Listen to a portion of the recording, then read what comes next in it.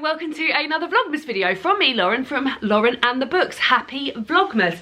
Today's Vlogmas video, it's a video that I have been slowly working my way through, a series I should say, that I've been slowly working my way through these past 2 years. I can even lean on that there. I've been taking you on a tour of my bookshelves and doing it by colour. This has been inspired by the great Lena Norms, and I've now got to the colour red. So I thought, red's Christmassy, I'll don myself a red jumper and I'll tour you through my red book. So yeah, not Christmassy, but Christmassy because red. So today's jumper, as I always start, is a H&M jumper. This is sparkly, sort of like tinsely thing. It looks like it'll be scratchy. My sister always claims it is very scratchy. I find it quite comfortable. However, I do have a long sleeve top on underneath. Yeah, I bought it in H&M a few years ago. I say this every time I wear it, every time I've got it on in this video, in these videos. They also had it in black and silver. Every time I wear it, I think I wish I'd bought it in the silver as well, because I just love it. I love how sparkly it is. I feel like this isn't even giving off how sparkly it is. It is just sparkly time. So should we start with the red books, because there are quite a lot, and then I need to get them back on the shelf. So this sort of bookshelf tour thing that I've been doing, and I've been working my way through different colours. So I've done orange, yellow, green, blue, pink, purple. I'm sure I've done all of those. I don't think I've done white or black yet, and also I haven't done red, so we're saving red for Christmas time. And as I work my way through these books, quite often I come up with books, like, because they just sit on my shelf. So sometimes when things are in plain sight, you don't always notice them. So sometimes I see books and I'm like, oh lovely, I want to read that really soon, or oh, am I ever really going to read that? So let's see if that can happen with this. So we'll start with Pride, Prejudice and Other Flavours by Sonali Dev. So this is a book I bought when I was doing Pride and Prejudice last year. So last year in June I read all Pride and Prejudice books, so like Pride and Prejudice itself and then retellings. And this interested me because it was set in, where was it set? Oh, it's set in, I think it's gender switched. It is a truth universally acknowledged that only an overachieving Indian American family can a genius daughter be considered a black sheep. So yeah, and I never got round to reading it, but I absolutely will, because I also know that there is another one that Sonali Dev has written, and I'm sure it's a retelling of Persuasion. I've never read Persuasion, so that would be interesting to read them back to back. So yeah, that. Then I've got Snap by Belinda Bauer. I remember buying this at a boot fair, and it was longlisted for the Man Booker, which I think is unusual for a crime book. So I was already aware of it for that, and then I saw it at a boot fair and it was 50p, and I thought, well, I'll buy it. So yeah, I have not read that. Someone said here, Val McDermott has said the best crime novel I've read in a long time. So interested if people have read that and if they think that's worth it. So this is Find Me by Andre Asserman. So David and I can't even remember what it was, last year or maybe the year before, watched Call Me By Your Name, and after watching that film and really enjoying it, I instantly ordered this, which is, I think it's the sequel, or is it, no, I think it is, I don't know if it is. Oh yeah, it is. Ilio believes he has left behind his first love, but as an affair with an older man intensifies, his thoughts turn to her past and to Oliver. So yeah, this is the sequel to Call Me By Your Name, and because I loved the film so much, I was like, well, I'll love this. I still haven't read it yet though, so there we go. This is Love Nina by Nina Steeb, or Stibby. This is, I think this is non-fiction. So yeah, this is non-fiction. It's about Nina in the 80s, going and working as a nanny for a very particular family, and she's in her early 20s. She's 20 and she moves from Leicester down there. I've started reading this and then not finished it. I feel like it's got a very big sort of like Bridget Jones vibes, which you know that I enjoy, so I must get round to reading it. I don't particularly love this front cover though. It's a BBC, it's like a film tie-in or BBC adaptation tie-in, and I'm not mad on those front covers. However, that won't stop me reading it, so I will hang on to it. I can't remember where, did I buy this for myself, or did it was originally red, and look, that's not even really a red spine anymore. That's probably gone to orange, so maybe I'll move that into orange place. Then I've got The Power by Naomi Alderman, which is a book that I read many years ago and won the Women's Prize. No, did it win the Women's Prize? Yeah, it won the Women's Prize for Fiction in 2017. And yeah, I read it and enjoyed it for that. I think I gave it 4 stars. I haven't got rid of it because I think maybe I would revisit it at some point. So yeah, I also really like these front covers. I've got another one by Naomi Alderman, which has got a similar front cover. What is that called? Can she see it from here? She can't. I can't see it. Where's that book gone then, if that's not over there? But yeah, I've got another one by Naomi Alderman that's got a similar front cover to that. So there we go. Then I've got The Woman in White by Wilkie Collins. I think I'm going to get rid of this because I don't think I'm ever going to read it. First of all, it's massive, and I don't often commit myself to a massive book unless I know I'm going to love it. And yeah, I never reach for it. I think I might have, I think maybe I got this from Mercedes or Simon when they were getting rid of some books. So yeah, I think I might get rid of that. It's a classic, and it, like, as I said, it's massive, and I feel like for a massive book I have to know that I'm going to be really into it. Then I've got Sex, Robots and Vegan Meat by Jenny Kleeman. This is non-fiction about sex and robots and vegan meat, yeah, sort of like about, I think it's about developments in technology and things like that. And I had the hard copy of it, and then Book Break were kind enough to send me the paperback copy. So I got rid of the hard copy, and yeah, I've got the paperback, so I will get round to reading that. Also, similarly, in the same way of The Woman in White, I've also got Swallows and Amazons by Arthur Ransom in this same, you can tell these are the old vintage classics, spines are all red. I bought this when we went on holiday to the Lake District, which is where this is set, with plans to read it while I was there. Now, I never got round to reading it while I was there, and this is like over 500 pages. And again, I can't see myself reaching for a book that's over 500 pages unless I've got some real big sort of interest in it. And the interest I had in it was that I was going on holiday to the Lake District, which was lovely. My only issue is, and wanting to hang on to this, is that if I go on holiday to the Lake District again, I know I'm going to have the same thoughts where I'm going to want to read Swallows and Amazons. Do I hang on to it, or do I get rid of it? I think I'm going to get rid of it. There we go. I mean, this isn't even supposed to be an unhaul, but that's just happened. 2 books I've got rid of, big ones that are going to make lots of space on there. Then I've got Kitchen Curse, which is stories, and this is by Eka Kerniwan. And this is by Verso Fiction. Verso were kind enough to get in touch with me. I love this front cover, by the way. Look, it's got the skeleton of like a wolf or something on the front, and then it's reversed on the end papers. Verso were kind enough to get in touch with me and say, oh, we've got a few books that we think you'd really like. And they sent me, what was it called? I can't see it from there. 2 seconds, I'll tell you what it was. Terminal Boredom by Izumi Suzuki, which is a collection of short stories by Izumi Suzuki shortly before her death in the 80s, and I love them. It's actually on my favourite shelf because I really enjoyed reading that. So they obviously knew me well, that they knew that I'd enjoy that. So they also sent me this one, which is, it says here, Kerniwan's freewheeling imagination explores the turbulent dreams of an ex-prostitute, the hapless life of a perpetual student, victims of an anti-communist genocide, the travails of an elephant, even the vengeful fantasies of a stone, dark, sexual, scatological, that means about poo, doesn't it? Violent and mordantly funny, these fractured fables span city and country, animal and human, myth and politics. So there we go. That's exciting, and I think it's translated. No, it's not.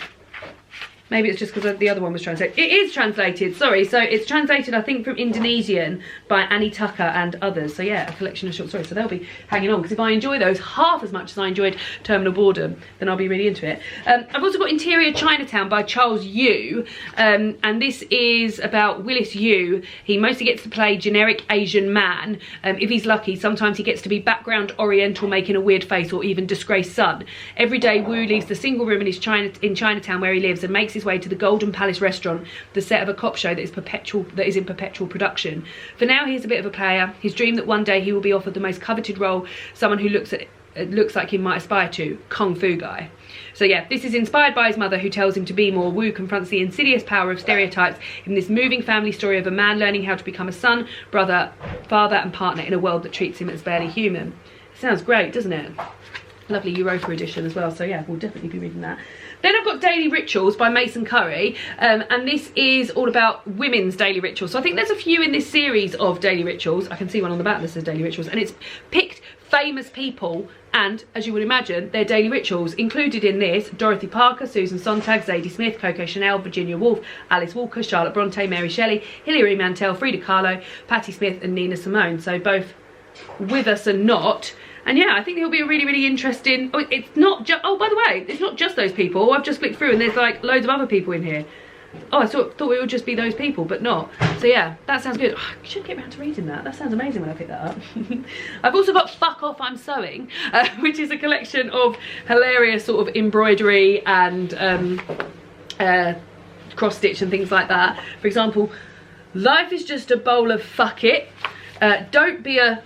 I mean, I'm not even saying that word on the channel, which means it must be quite a cheeky word. And then just, yeah, tits, a couple of tits, just nice little things. And I've got a really fun bookmark in it, which says Fuck Off, I'm Reading. So yeah, very much enjoyed that. That's nice to look through. This is another one I've put on my TBR a few times this year and still haven't got around to reading it. And I'm so excited about it. This is The Lamplighters by Emma Stonex. This is set in Cornwall in 1972. It's what they call sort of modern historical fiction, don't they? And this is about 3 lighthouse keepers who vanish from their lighthouse, from a remote lighthouse, and it's about their wives looking into that. 20 years later, the women they left behind are still struggling to move on. Helen, Jenny and Michelle should have been united by the tragedy, but instead it drove them apart. When a writer arrives trying to solve the puzzle, he gives them a chance to tell them their side, to tell their side of the story, but only in confronting their darkest fears can the truth begin to surface. Yeah, and it's inspired by real events as well. Exciting. This is one of the ones, so if I ever get a spine, because my book's all face spine out, and I'm not quite sure what the colour is, I always say to David, what colour's this, David? And he will answer instantly. So that could have been all number of things, but it's got gold on there, that's lovely, that bit of gold, red, black, purple down here, but yeah, David opted for red and David's word wins.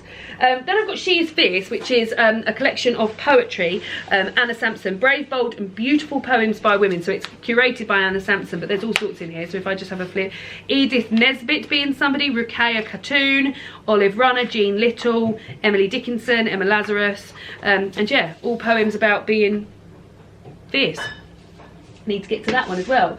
Then I've got Belladonna by Ambara Salam. I heard Ambara Salam talk at Lush Book Club a good few years ago now, talking about I think it's called Things Bright and Beautiful, which is her debut novel. This is another novel. It's a sort of coming of age tale set in 1954, and meet about 15-year-old Bridget first meeting Isabella, and then their life in their conservative Connecticut town, and them getting an offer to move and study in Italy. So yeah, as I said, it's a coming of age story sort of told over in hot climes, and yeah, I feel like it sounds great. So another one I need to get to. The next one is one that I've actually read.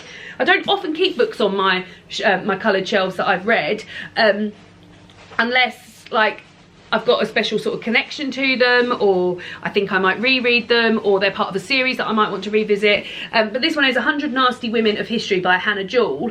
And every year for Christmas, I say to David, oh, just go into a bookshop and buy me a book in there that you think I'll be interested in. And like, so he knows what I've got on my bookshelves, although last year he didn't, because he bought me, what did you buy me last year? Pride by... you already had. Ibby Bazor, the boy. Yeah, and I'd already read it. This year... Oh, this year he's excited. So this, I think, was this the first one you did? No, I think the first one I got was like... the Roald Dahl book, which I didn't really get on with, actually. No, so I've got you the Roald Dahl book. Yeah. The one about Queen Anne... Queen Margaret. You've also got me this one. We'll do these Princess two together Margaret, then. sorry. Princess Margaret. We wish Queen Margaret. This is another one that he's done for that. Yes, but, that one. and then there was another one about a farm, and then last year was the one. So yeah, we've been doing it for a few years now. So these are 2 of the books that I've asked David to get me a book that he thinks I'll enjoy, and it's really fun because like I like to read books that I think people think that I'll enjoy. David knows me better than anybody, I assume, and that's why I've picked him as a life partner. So yeah, so 100 Nasty Women of History. So this was one that I enjoyed sort of like browsing through and learnt a lot of history about lots of women that I'd never had no idea about. And then another one that he did one year was Power to the Princess, which is 15 favourite fairy tales retold with girl power, and this is written by Vita Moreau and illustrated by Julia Berechiatu. And yeah, it might be that they're gender switched, it might be that they've changed it a bit, but yeah, lovely illustrations, and really enjoyed this. But this is sort of like, as I like to say, for the older younger reader.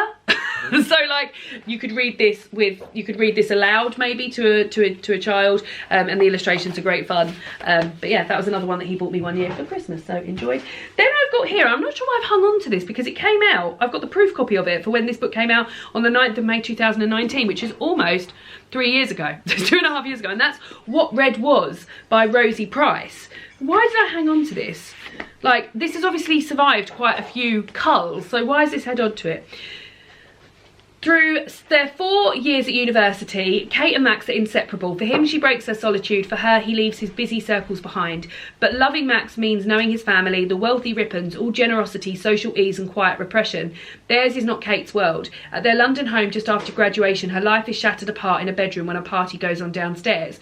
What Red Was explains the effects of trauma on mind and body, the tyrannies of memory, the sacrifices involved in staying silent, the courage of a young woman in speaking out, and when Kate does this question, whose story is it now? Oh god, that does sound good. So that's why I've hung on to it, because it sounds good. Then I've got Queer, A Graphic History by Meg John Barker and Julia Scheel, and this is, as it says, a graphic history a graphic history of queer history, told with so sort of like a graphic novel, I guess, but with more sort of information and things. I bought this from a bookshop in Brighton. I remember buying it and being like, I'm going to read that. This is really heavy, it surprised me. So yeah, that's another one that I definitely will read. Then we're on to the last pile, guys. We're on to the last, oh, Dave's made me a cup of tea. We've got back home. I'm filming this on Sunday night, and we've got back home. We went to watch my cousin Laura perform in her choir's Christmas show. We've got home, we've designed to have like one of our Gousto meals. Neither of us can be bothered. I've got spaghetti hoops on toast. David's got beans on toast. Are you doing it now? Yeah, mine's just done, so I'll get yours prepped. Yeah, I've only got a few more books to go. The next one is one that I'm currently reading, but is on hiatus because in December I only read Christmas books, and that's This One Sky Day by Leonie Ross. I was hoping to get it finished before December, and it just didn't happen, and then December is just Christmas time for me, so I need to be able to do it. So I will be picking this back up after Christmas in December, maybe into January, but I'm 140 pages in so far, and this is a book set on an archipelago. God, I love that word, called Poppy Show, and you're following a group of different people who live on this island whilst they're sort of getting ready for a wedding feast and things like that. But what has happened here is that the people who live on this island of Poppy Show, everyone has a special power, or like a superpower. So some things are quite mundane, some things are helpful to the job that they do, some things are completely random, and yeah, they're called a cause, so C-O-R-S, and yeah, it's so one of the people we're following is like a master chef, and can flavour food through his hands. There's people who can touch somebody and find out what is wrong with them. There's a man who's got 3 butt cheeks, and there's all sorts going on, but I'm very much enjoying this. But yeah, we're gonna see. I'll come back to it and give you more thoughts on it. All right, Minnie, what are you doing, baby? Scrabbling around.